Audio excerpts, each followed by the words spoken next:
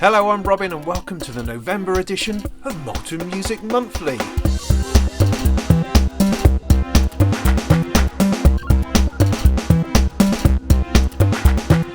It's freezing. Can you see my breath? It's a bit chilly here in the shed. We've got the builders, the sun's out, I've been visited by pheasants as well as our old friend the cockerel.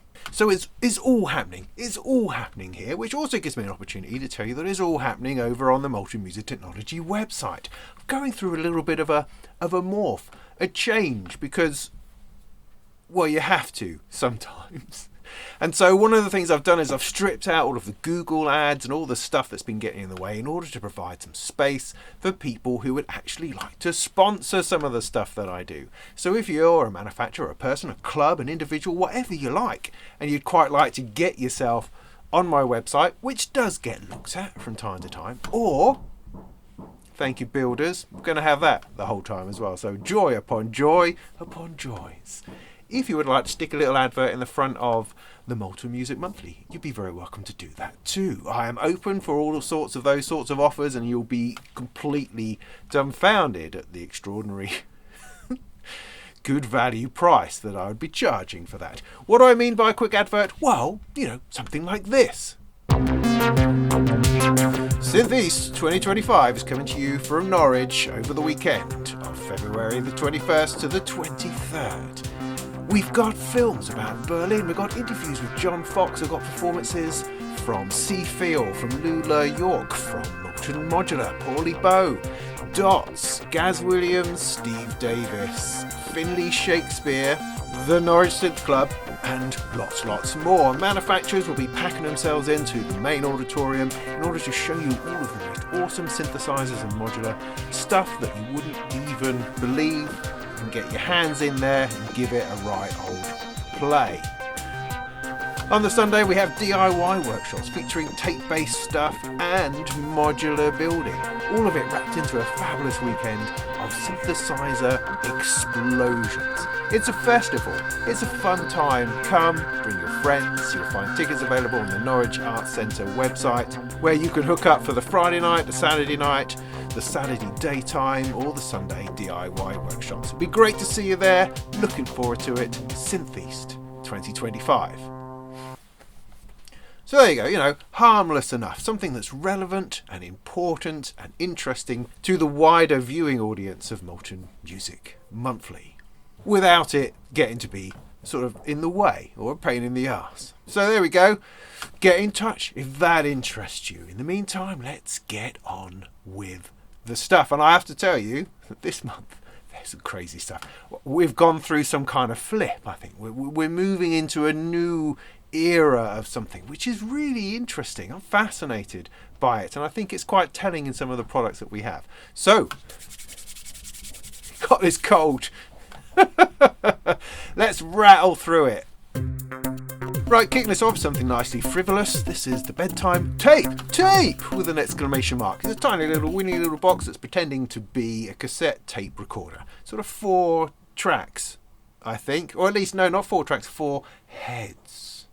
Because you're going to take sound in and you're going to apply these heads to different places to give it a kind of a tape delay, tape overdub, tape forward, backwards, sliding about kind of effect. It's like trying to grapple and grasp all of that wonderful gooiness that we like about cassette tape. Did we actually ever like? Yeah, no, we did. Did we? I don't remember liking it. But hey, let's assume, right, that we quite liked cassette tape, and we're going to stuff it into a tiny little fiddly little box of terribly fiddly little inputs and outputs and pretend that we're making everything sound just like it used to back in the days when we couldn't stand how it sounded like it sounded. Awesome. However, this does look like a lot of fun. I mean, I love tape vibe, I love vintage vibes and warbling and wobbling and wow and flutter, all that stuff. I love it. Lap it up or have it for breakfast, dinner and tea if I was allowed.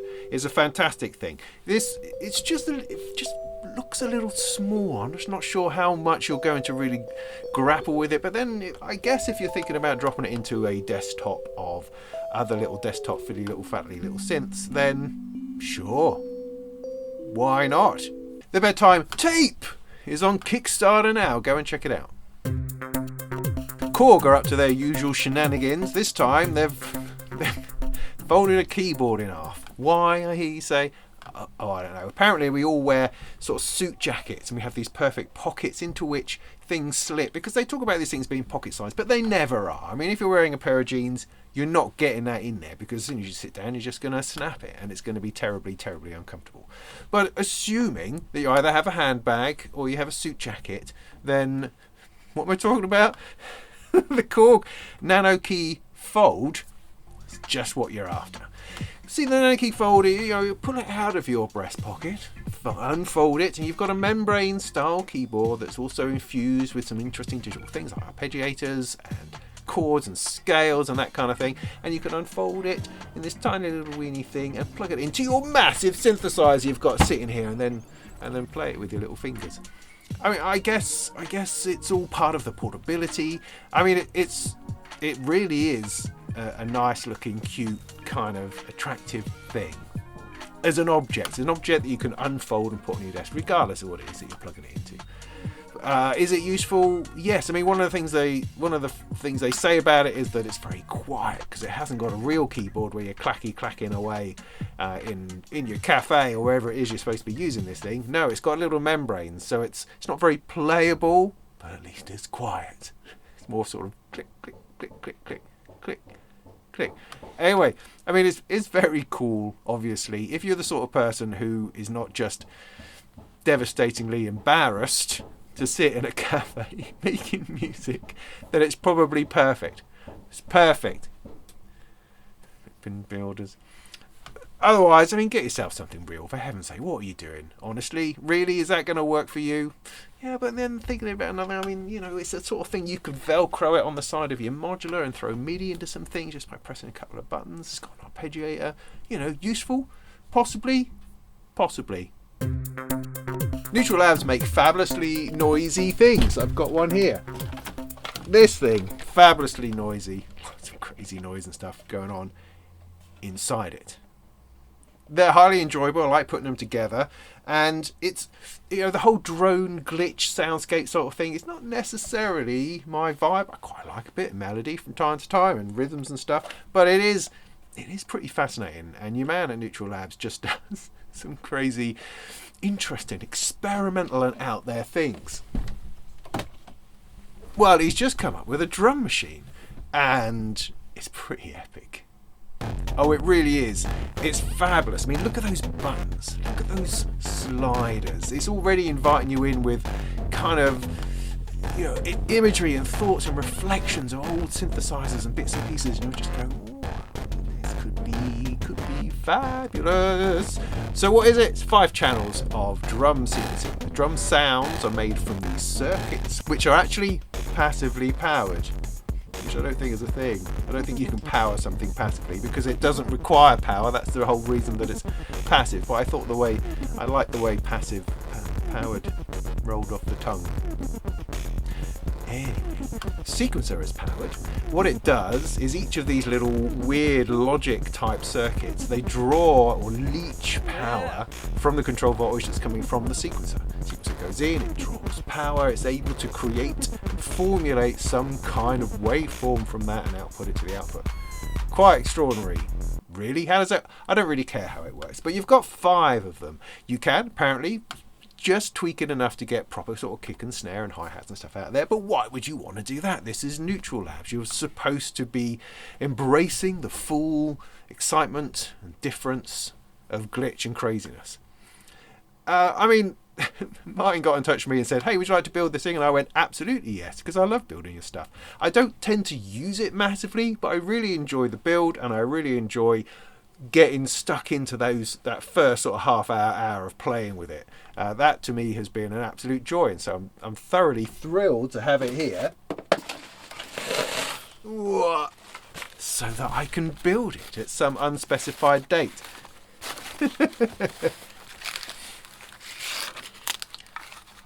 I don't want to. Anyway, so yeah, this sort of thing. But having seen the demos from people like Oscillator Sync and Myla Melodies, it's phenomenal. It's amazing. I'm suddenly thinking, I might have found my drum solution for my Eurorack. I mean, it's a bit wide. It's a bit wide to put into your rack, but maybe running it alongside, maybe putting it in another separate case with a couple of other bits and pieces, yeah, that is really quite fascinating. Fascinating is. We shall see. I mean, I think it would pair up really nicely with the plasma voice, which I've also sort of pushed into producing percussive sounds. But this is 5 channels. You've got modulation channels. You've got sequencing and parameter lock. You've got different lengths of sequencing possible to give you sort of polyrhythms and polymeters, or whichever one of those it is that it's supposed to be. So there's a lot of scope for weirdness, but just listening to the way that the sound could build up and how tracks could build up and what could be done with it and the modulation and the change and stuff was just brilliant. So I am enthused about putting that together now. So that hopefully should be coming along soon. The Synthux Academy, Audrey II. There's probably an Audrey 1, but I've never come across her. But this is, I mean, it's this machine that appears to kind of emulate a feedbacking guitar. I mean, to the point where I'm just going, that's amazing. I mean, it's a feedback synthesizer, so it's using the feeding back of a signal upon itself that creates this ever increasing explosion of energy. It's taking that and taming it and filtering it and adjusting the harmonics to allow you to pull out these soundscapes and textures and drones that are just spectacular. What a thing! Apparently in there somewhere it uses Kappa Strong. Now Kappa Strong is essentially where you have a really, really short delay and you fire like a bit of noise at it or something, or a trigger or something, and it goes twang, and it gives you a very string-like, very plucked string sound. Use it in rings and the surface and other things like that. It's like a form of physical modelling to some degree. And that is used in here. That sort of pluck is pulled out and then fed through reverb, fed through filters, filtered back onto itself, fed back onto itself, rather than stuck through a bunch of effects. You have controls in order to try to maintain and manage that ever-growing resonance, and it just creates these extraordinary sounds. They say that it uses feedback to fearlessly explore chaotic sonic territory. Yeah. The Shmoergh HOG. I hope I'm pronouncing that right. I don't care if I'm pronouncing that right. I'm going to go with Shmoergh because that's just brilliant. Shmoergh HOG. What is it? It's an analog synthesizer, 2 oscillator analog synthesizer with quite a remarkable front panel, which seems to be all switches rather than knobs. And actually they mentioned that in the blurb, saying how that for live performance actually what you want is just be able to switch between things quickly rather than trying to dial between things.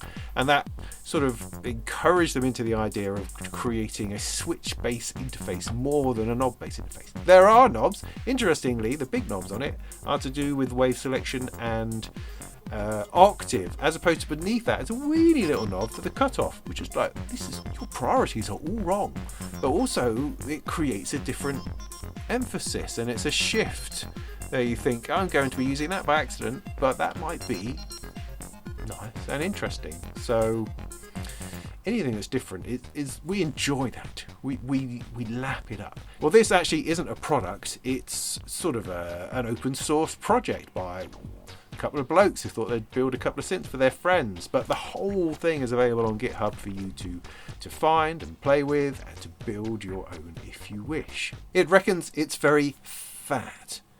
In fact, it has a switch that says fat, so it must be, I suppose. The idea, I think, is that you're going to use the 2 oscillators to detune each other, which is going to give you this fabulously fat sound. And then they've also got a ladder filter inside, which is particularly drippy. I mean, it's gorgeously gooey and wet and sumptuous in the demos, and it's just, quite awesome. It's got regular things like LFOs and envelopes. I like the way that they've pushed the LFO into being what they call auto wah and the other one into vibrato. So we're calling things by their names because that's what we like to use it for, and I appreciate that kind of help, narration, curation that kind of thing. It also has this interesting knob at the bottom which says Playground. It doesn't really tell you what that is, other than the fact that it creates a whole bunch of cross-modulation between stuff. So I guess it does tell you what it is, I suppose. Anyway, the Shmoergh HOG is available for you to go out and have an adventure with if you wish to put one together. The NapKeyChord looks like, oh, I don't know. To me, it sort of projects the idea of a Commodore 64, but one that was kind of strangled and stuffed back into a time loop to appear in the 1970s. What it is a box with a strummer and a bunch of chords. We're going to see a lot of this sort of thing, I think, just at the moment. It's kind of an auto harp, kind of an omnichord. You've got a strummy, plickable, plackable, tappable, strokeable, flippable thing on one side, and you've got buttons for chords. Chords, we seem to struggle with chords. Chords seems to be one thing that we're just not capable of playing on a keyboard, and so numerous companies have come out with ways to make that easier. You want a chord, mate? Don't worry, here's one button that'll make you chord. Here's two buttons that make you chord. If you put down these three combination of buttons, you can then create a more interesting chord. Although, funnily enough, by the time you're using 3 fingers to press on buttons, you might as well be using 3 fingers to press on a piano keyboard to make the chord that way. It's the same thing. You still have to learn a shape and a combination of buttons. Whether it's a combination of buttons or a combination of keys, you're still having to learn the shape of something in order to create the sound that you're after. Aren't we? Anyway, everyone's about chords at the moment, and this is another go at that. So inside it has a 20-voice synthesizer. It also has MIDI, so you can get it to play other stuff, and a built-in speaker, so it will work just by itself. So create interesting, playable, changeable, transferable, translatable chords. The Sumu software from Madrona Labs. This is fascinating. I think it's a little bit over my head, to be honest. They sent it through to me a couple of weeks ago, and I had a look and I went, I'm just going to put that to one side for the moment. When I find the time, I'll have another look at it. It's an interesting interface. It doesn't quite look like anything else I've seen. It has this sort of weird retro look to it, and yet is thoroughly modern in its approach to what it's doing. It takes a sample, splits into 64 partials, and allows you to affect those differently. It has about 10 modules within itself, and a way that you can patch it all together from one end to the other, and each patch cable actually takes all 64 channels of sound with it, I think. So you can take partials, parts of slices of samples, place them into a spatial arena, move them and modulate them around. You can filter them, you can pulsate them, you can shift and harmonic them, take them in, take them out, add probability and randomness, just sort of shift and smear the heck out of this stuff. If it all gets too much and you've got no idea what's going on, then you're probably with me. But at the end, there's a regular low-pass filter, so you can just play with that and then pretend you know what you're doing with the rest of it. But I mean, it looks amazing. It requires a little bit of thought, I think, and a little bit of diving into, more so than I've done up to now, and could be a completely new source of sounds. There's also a way of getting your own samples in, which looks a little bit convoluted and requires another piece of software. I don't know. Why can't you just have an import button? Who knows? But apparently it's far more complicated than that. But this could be the most interesting new bit of software I've seen in a while. So yeah, I'm looking forward to getting my head into it a little bit at some point. At the other end of the scale is the Yum Audio Ember.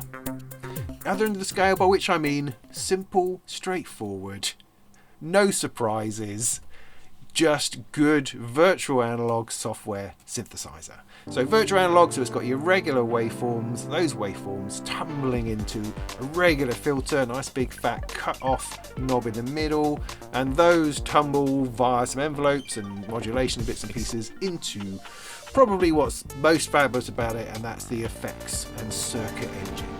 So you're starting off with just a good, solid emulation of analog sounds, which has then been pumped through degraded made, humiliated, maybe made embarrassed about itself, and stuck through this circuit that is just going to deteriorate it. So it no longer sounds like some kind of clean software synth. It starts to sound deliciously destroyed and disturbed. You also have an arpeggiator which can double up as a 4-channel parameter drift, which means that it throws just slowly deteriorating values at a bunch of parameters. So it slowly falls apart, which is brilliant.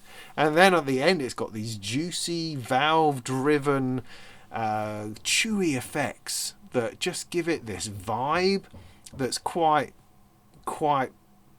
smile-inducing, quite pleasing.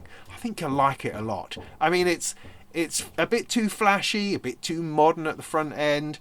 It thinks a lot of itself is the feeling that I get. And it has these XY controls for controlling stuff. It seems like it's very instant, very fast. What it's doing, I think, is that it just gives you a whole bunch of really nice virtual analog sounds straight out of the box. No mess, no fuss, off you go. And that's decent. That's pretty decent, I think. The Nystrom Crum Hum. This is another fantastic box, full of fantastic boxes this month. It's just, I'm so happy talking about this stuff. I'm just having a fantastic time. I don't even know why. It must be my lunch time or something, is it? Oh, hang on. Yeah, no, probably is. Let's get through it then. What am I talking about? The Crum Hum. Yeah, this is an alarmingly purple synthesizer.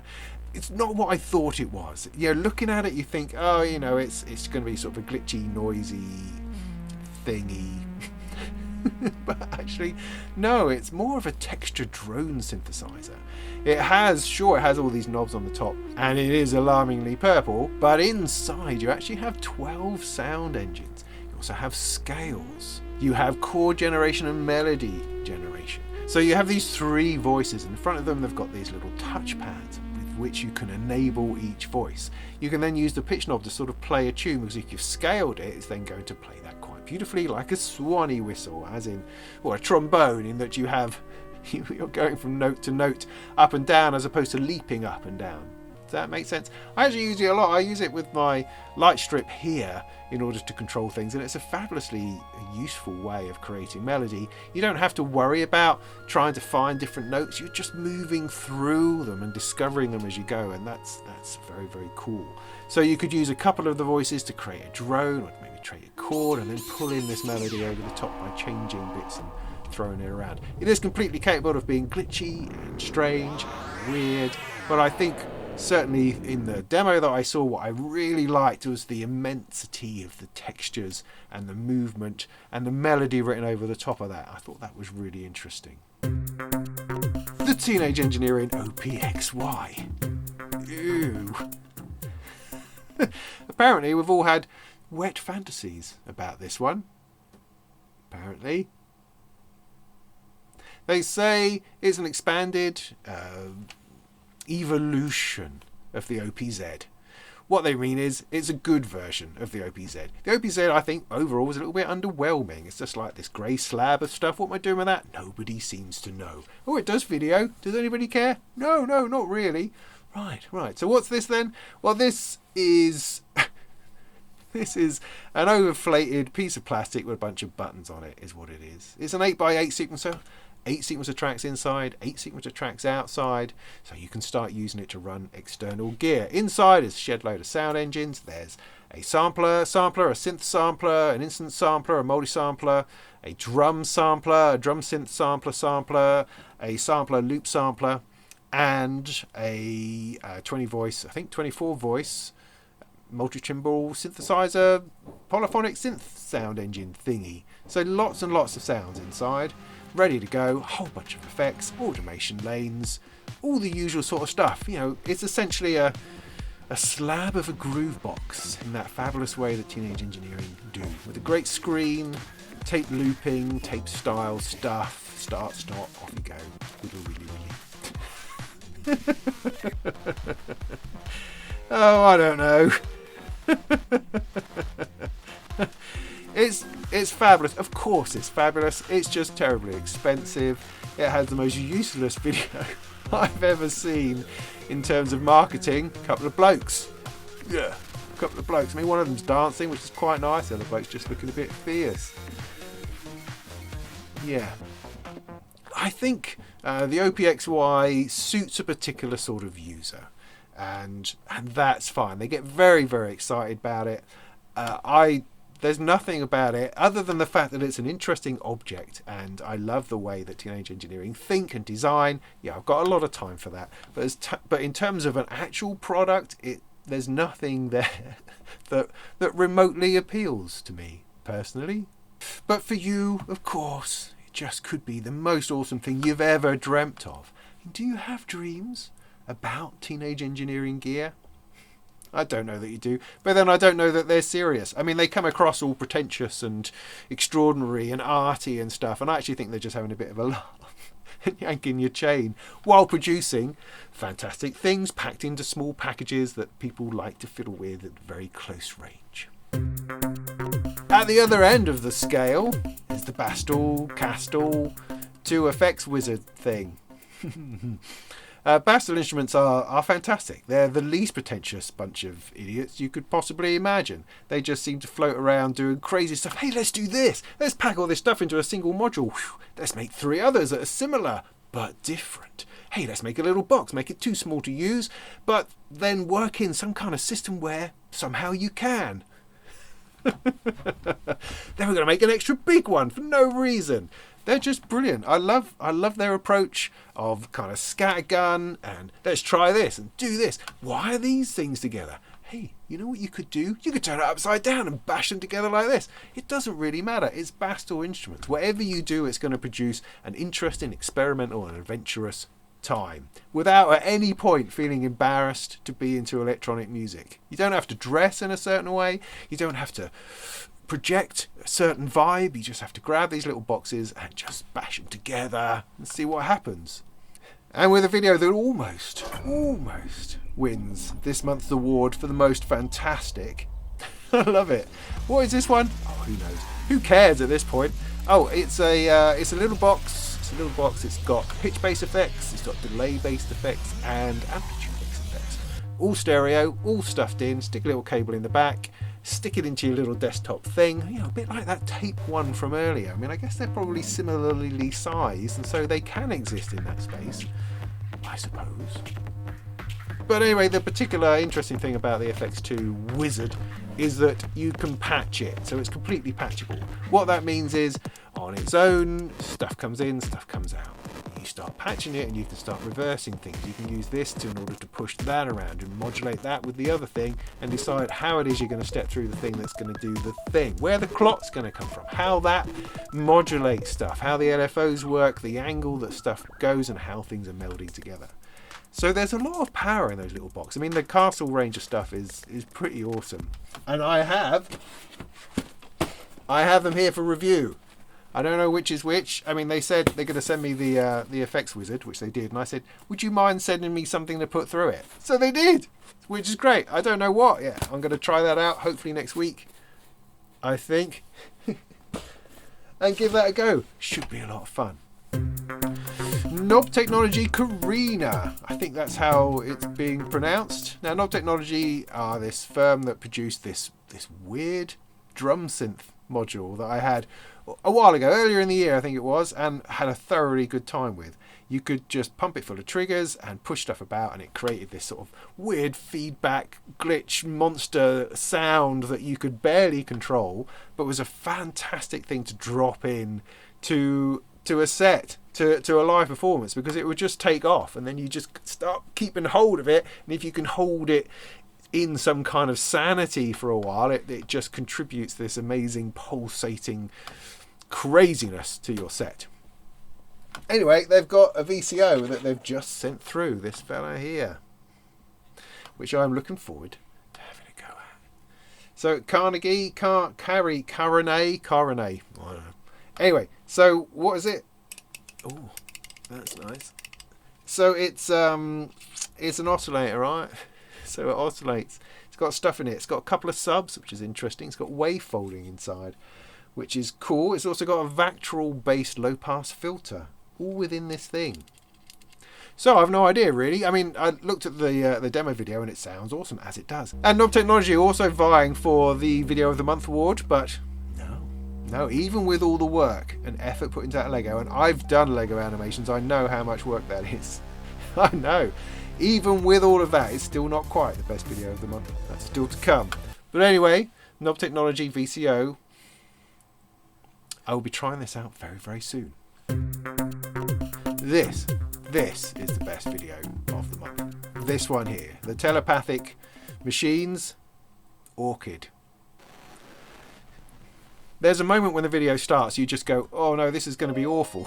It's sort of like it's about to fall over into cheese and cringe, and you're just going, ah, but then it powers on through and you go, oh no, actually this is probably the most awesome thing I have seen all year. This is fantastic. Wow, what is it? Well, it's more chords again.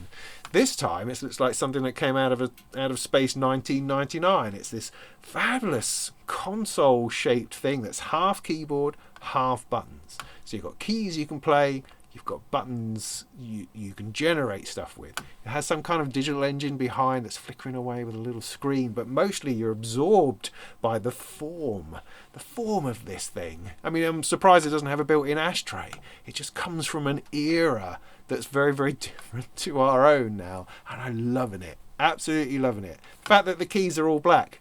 Why do that? Why not? Why not? Everything else seems a little bit featureless. But then that's part of the experiment. That's part of the exploration. That's part of why they're in a daisy field trying to navigate their way through this thing. Well, at least I think so. Who can tell? Anyway, what is it? So it's called the Orchid. It generates, it's an idea generator. And what I love about the video is the way that the narrator takes you through this creative process. It might not be your creative process. It might be completely hackneyed, but it felt authentic. It felt like a true description of how we often approach an unfamiliar instrument, or how we approach something that we're hoping to create with. How we find our way in, what it is about it that makes it fun and engaging, and where do we actually find that music at the end of the day. Is the music in us? Is the music in the machine? Is it somewhere in the interaction between the two? Who can tell? But Orchid is going to sort that out for you, that's for sure. So the fat synth engine inside is virtual analog, FM, and a reed organ. We don't have a whole lot of information on it, I have to say. It's still a little bit scarce in actually what's going on in there, but the idea is that it can generate chords and generate variations and patterns. It allows you, as you play, to arpeggiate through things or to strum through things. There's a bit of a theme there, more strumming going on, and create and find things. I mean, I guess if we boil everything down to what music is, mostly, good point for argument here, it's mostly just a chord progression, isn't it? That's kind of what you do. It's not something that I do in modular. It's something I'm trying to find in modular, which I haven't found yet. But in most other music, you start with some kind of chord progression. You go from one thing to another, and that does, generally speaking, form the basis of what you're doing. And so these sorts of tools, all of this interesting chords at the moment, is really sort of feeding into that idea that this is going to make your music making easier. Rather than trying to construct or find a chord, you can just hear chords and choose them, rather than having to know how to play them. That's interesting. That has value, I think, because often finding chordal progressions and that kind of music theory can be a barrier to people actually exploring their creativity. Because again, you've got to, I've got to learn all about this stuff first. Learning stuff is good, don't get me wrong, but sometimes it can be a tripwire and a barrier to you actually moving forward in your creativity. Anyway, this looks to me to be a lot of fun, if nothing else. I mean, they're definitely selling it well. The marketing is top notch. But could it be amazing? Yeah. Could it be limited? Could it be all a bit plastic? Yeah, we shall see. Another fabulous module from Qubit. This is the Starship Trooper. No, it's not. It's the Stardust Looper. That's what I meant to say. It's another one of these awesome, beautiful, lovingly put together Qubit digital modules that just has an uncanny way of being just that little bit too complicated that you're never quite sure what it is you're doing. You can't intuit your way into Qubit modules, at least that's been my experience, and that's one of the reasons why I have a few and I don't ever quite get around to doing videos on them, because it requires a lot of effort. I mean, it's a good effort. You want to invest your time into these things, and the Qubit modules tend to require that of you. But if you are prepared to put in the time, the rewards are plentiful, huge, wide and vast. So this is a looper.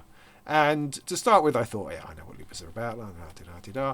But actually watching the instructional video, which it took 3 minutes of the video before he even recorded anything. So I sit there going, what's it going to do? But then once he started recording things, I'm going, oh, and it goes round again, Well, that's interesting. I mean, it's not a great video demonstration, but once you hook into what's going on, the ability to manipulate and the ability to do interesting and variable things with it are quite interesting. It's got a bunch of effects inside too, and it kind of has this ability to make things seem mysterious and complex, a bit like the module really in of itself.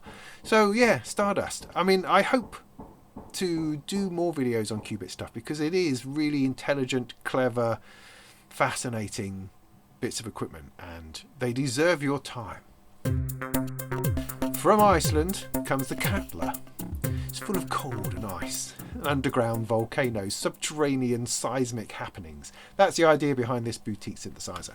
It looks like, to me, the Descartes' dream that's somehow been animated or converted into some dark comic of some sort. It's almost like it's almost an AI rendering of the front panel of the Descartes' dream. All of these sliders, but in this kind of cold grey with these strangely granite sides on it, and that whacking great big filter knob. I'm assuming it's a filter knob. There's not a whole lot of information. I mean, what I can see on the front panel is that there's 4 oscillators. That much we know. Envelopes, LFOs, bit of a filter, that kind of thing. But what is going on? I don't know. I mean, the description talks a lot about, underground lava flows and the cracking of glaciers and bits and pieces, and the sounds that come out of the very short demo are pretty epic. So don't really know. There's not any demo videos particularly out there or any explanation. There's just some wonderfully poetic prose on their website which talks about the concepts and the idea behind the thing. Very boutique, I think, made to order, and who knows, but fascinating from the distance, looking in, fascinating. Now sadly I'm going to be controversial here in that, haven't we been here before? Haven't we seen all this already? Now, I mean nothing untoward about that, other than I just feel like we've seen this, and yet here we are again, another new product that has all of these pads and bits and pieces on it, a whole bunch of synthesizer engines, sequencing and playing, polyphonic aftertouch, all these colours and stuff coming up, patterns and sequencing and sounds and stuff. And I mean, it's ridiculous. I'm thinking about it now in my head. It's ridiculous to think that we've been here before. Of course we have. We always have. I mean, synthesizers is all about churning our way through what we've already been through, doing it again and then doing it again.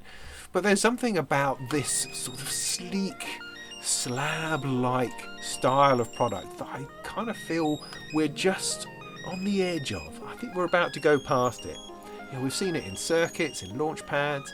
We've seen it in other synthesizers and deluges, in sequences, in button things, in Polyend stuff and other bits and pieces. And it just feels at this point that perhaps this, the Polyend Synth, is the last true grid-based, sleek, modern black synthesizer. Maybe we've had enough of that. Have we? I mean, if this month's episode is anything to go by, the Polyend Synth is quite on its own, surrounded by weird, strange, exploratory and experimental stuff with weird interfaces and differences and exploring other avenues, whereas the Polyend Synth just seems to go, no, we're just going to do it like this, like pretty much every groove box from the last 10 years. Just going to do it the same, just going to give you a few few more pads, some nice sound engines. Now don't get me wrong, the Polyend Synth is packed full of really great sounds. It's got 8, I think, sound engines.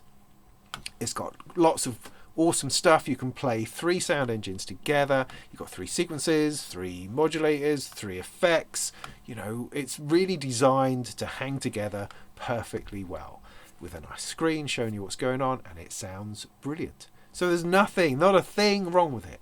It just struck me as I was writing about it and thinking about it that maybe this is the end of that sort of thing. I don't know. That's my thought for today. But at $499, it's a fantastic price for this device. Absolutely amazing. So don't feel remotely bad about getting in on this thing, because it does look and sound fantastic. It's just got me thinking. Dreadbox have a new 6-voice analog synthesizer coming along. Yeah. Now I loved the Nymphus. Loved it. Oh, it's a gorgeous little synthesizer. Really, really nice. Sounded warm and fantastic. It had just enough of an interface to keep you interested, but it also had a few quirks. You know, it was a bit clunky in places, the way you selected stuff on the side, and of course it had this 2-layer control system, which could get frustrating, because you forget which mode you're in and you'd accidentally change the wrong thing for the wrong thing, and it was never really showing you exactly what was going on. But when you worked with it and once you connected with it, it was a beautiful little synthesizer. Now I wonder whether Artemis is here to fill in all of those gaps, perhaps. I mean, maybe it's a very different experience. It's not actually on their website yet. We don't have the full details of the specs. I don't think. They're probably out there, but I haven't seen them. So all I'm going on is what I can see and what I can hear. Because Sine Vibes, who have produced the digital effects engine for it, which is extraordinary, they've done this wonderful sound demo, and it does sound huge, epic, gorgeous.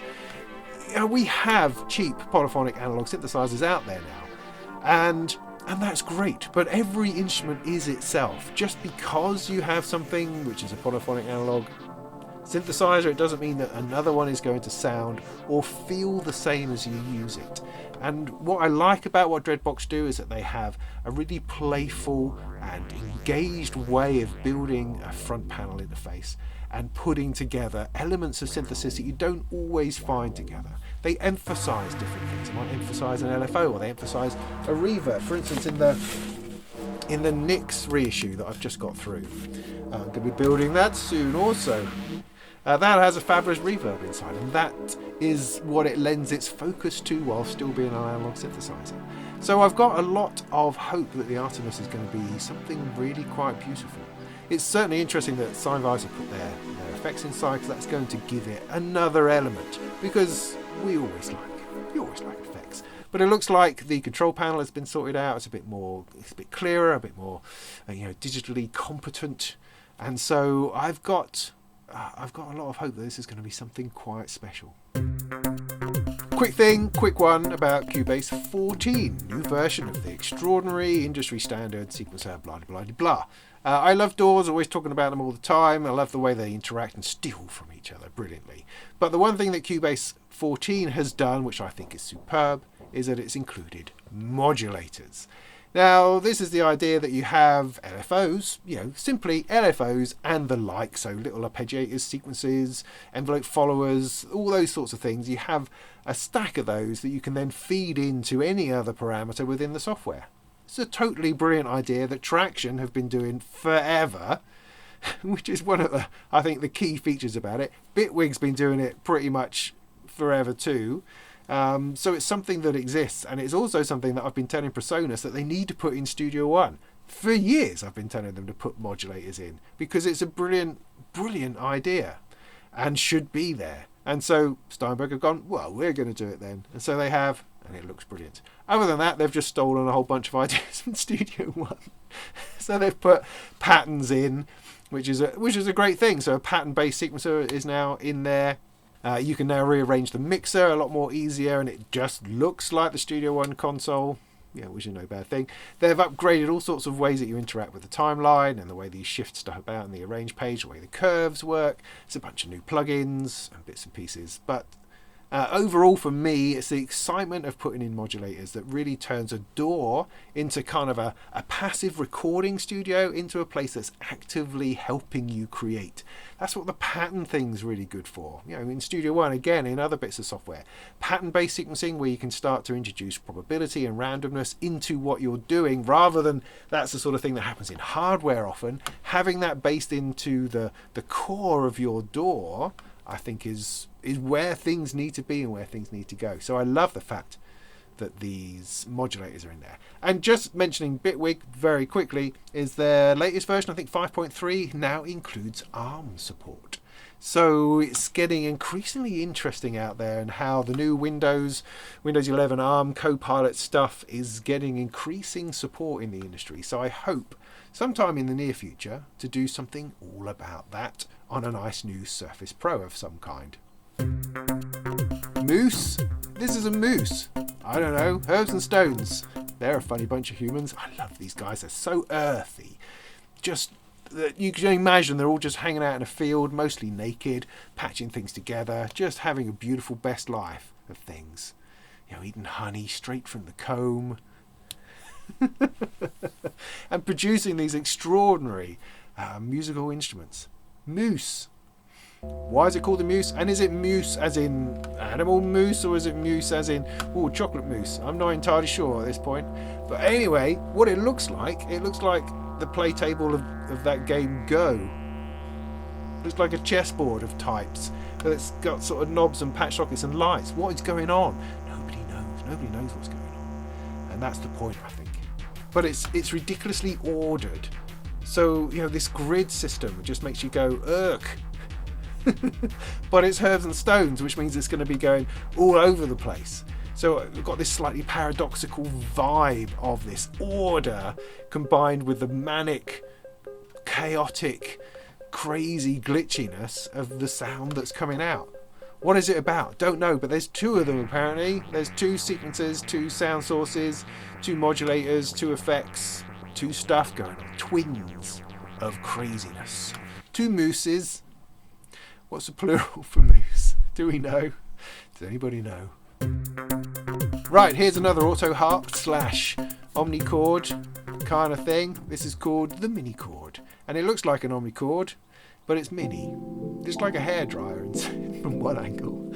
But again, we've got some strange strokey, strummy, flippy tappy strip, and we've got a bunch of buttons for chords. It has a sound engine inside. It's got 12 presets. You can edit the presets in a web interface and then share presets with other people. It's all completely open source. It's very cute and very buildable. You can put it together yourself. They are looking potentially to release a product, but they haven't quite got around to that yet. They're not really sure what the response is going to be. I mean, it's pretty fun. I mean, it looks kind of strange, but not in a bad way, just in a getting there kind of way. But I like the interface. Seems to work quite nicely with different ways of using it, and the simplicity of the chords.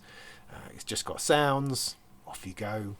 I mean, it looks like a lot of fun, I have to say. And all of these chord things, strokey things, strummy things, tappy, touchy things, chords, buttons. We love it. We love it. Bring it on, that's what I say. So if the Minichord interests you, do go and check them out. Do go and approach them and say, yes, we'd love you to build this sort of thing, because if they get enough interest, then they might take it to market. And I think that's always a worthwhile risk, in my view. Tim XR is back with a new product. Now, this was conceived, most likely, on his hospital bed. He's been through a pretty rough time. But in order to stay alive, he decided to design a generative groove box within the heart of Reactor. So it comes across a little bit like one of those sort of loop library based things, where you just have a bunch of loops and you put them together, it creates music for you. But it's not that. It looks a bit like that. It has an interface which reflects that kind of idea, but it's not that. Instead, what you've got is these curated banks of generative, creative sounds, grooves, rhythms, and interesting bits and pieces. It's like you've got a couple of synth sounds, a bunch of drum sounds within there, and they've all been manipulated and pushed around to generate different moods and different ideas and different concepts that you can then pull upon and push and pulsate and move and massage into things that are approaching what you may want, or at least you've given it an idea that it's then running off with, or something.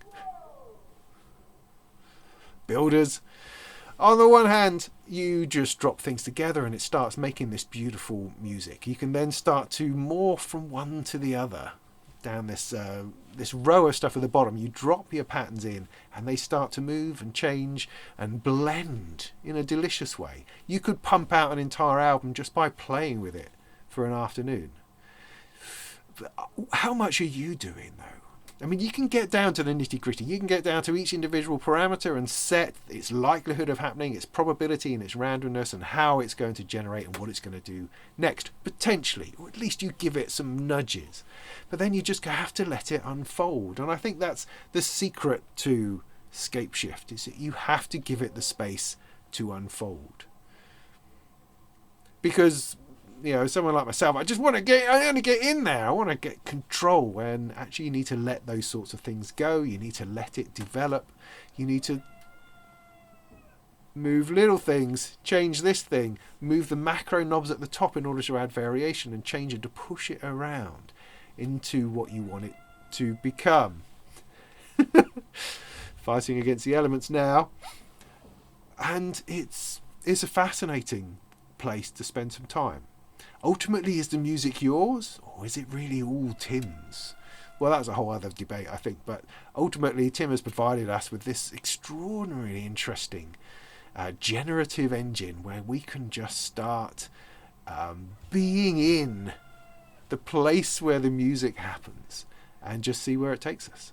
And lastly, we have the Music Thing Workshop. This is from genius Tom Whitwell of Music Thing Modular. He's behind the Turing Machine and a lot of other modules and bits and pieces. Turing Machine I have here, absolutely vital piece of kit. It's one of the first modules that I built and has been in my rack ever since. It's completely brilliant. All the time. Anyway, he's decided to build a system. He's calling the Workshop. It's in a small case, small rugged plastic case, and it has, I think, 14 modules. Yeah, part of it is a computer brain, which is programmable and hackable. The rest of it is analog synthesis that's being chewed and churned through. You've got interesting things in there. You've got sine wave generators. You've got weird named filters, slope generators, ring modulators, mixers. You've got a stomp box, effects loop, all sorts of bits and pieces, so that you can play with analog synthesis in a hackable, modifiable, patchable kind of way. It's not a regular synth voice. I mean, normally when you put together a small system, you're expecting oscillated filters, VCA, a standard subtractive synthesizer. This doesn't appear to be that. It's much more of a playground of sonic exploration where you can feed different things into each other and then use the computer angle of it to change and to logicize and to bitterize different parts of it. It's one of the things I really wanted to see at Brastronica, which I wasn't able to go to last month, and so I don't know as much about it as I would like at the moment. But it's beautifully designed, really nicely put together. I like how all the patch points are sort of spreading themselves across the middle, giving you a wide access to everything that you're going to be exploring. It comes across as unusual, thought-provoking and fascinating. And you have to build it. You have to build it from a kit. I believe all the surface mount stuff is done for you, but generally speaking, it's quite a large build because there's a lot of pots, a lot of patch sockets, and a lot of stuff to put together. And it also comes with the case and the box to put it in as well, although you could drop it into a Eurorack case. But it looks really interesting, and it's the sort of thing I'd love to have a go at if somebody would like to get me one for Christmas. That'll do, I think. I've got to kind of rush off and pick my kid up from the station, which is annoying, but hey, that's what children are for, ultimately. But there was one thing I wanted to say, which was that I have revitalised all of my merch. I have a brand new shop and brand new things available for you to purchase if you so wish. If you'd like to dress your home or your person in Molten modular inspired stuff. The plan with the new store, it's on Etsy, is to is to give you my branded stuff, but also to expand a little bit into other electronic music kind of ideas. Anything that kind of crops up really, I think might look nice on a mug, I'll slap it on there. There's a few cool things up there right now that I'm particularly sort of pleased with, my dangly cables and things like that. So do go and check it out. I've tried to keep it relatively inexpensive. There's stuff that's available directly from the US and directly from the UK, so just watch out for that when you're browsing, to make sure that you have it in your territory so you don't get subject to months of delivery and big charges. So do go and check that out. But the t-shirts are great. The quality is good. As far as I can tell, the mugs are great, and if there's anything particular that you're interested in that you think you'd like me to slap on a thing, then just let me know. Let me know. Similarly with the advertising, as I talked about either at the beginning of this or on my website, just get in touch. You'll be surprised at how cheap it is, and you could throw yourself as an awesome and valued sponsor of the stuff that I do. Otherwise, if you just want to buy me a beer or a coffee, head over to Patreon, add a few coins onto that. That would be great. Lots of exciting things coming from my poor old Patreons, I promise.